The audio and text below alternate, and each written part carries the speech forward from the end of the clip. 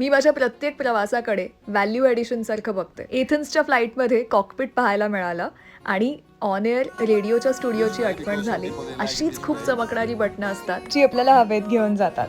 ग्रीसमधली माणसं खूप ग्रेशियस आहेत. They are very kind. याचं कारण म्हणजे ग्रीस इज मेडिटेरेनियन कंट्री. जर्मनीमध्ये राहून वी हॅव एक्सपिरियन्स दिस की आपला मूड हा आपल्याला मिळणाऱ्या अमाऊंट ऑफ सनशाईनवरती, सनलाईटवरती अवलंबून असतो. ग्रीसमध्ये कला आहे, मोठा त्यांचा इतिहास आहे and the way they have preserved it हे त्यांच्याकडून खूप शिकण्यासारखं आहे. ॲथ्रोपोलिसमधलं हे थिएटर जे बांधलं गेलं होतं which was build constructed in 6th century BC. But being an artist it absolutely gives me thrills.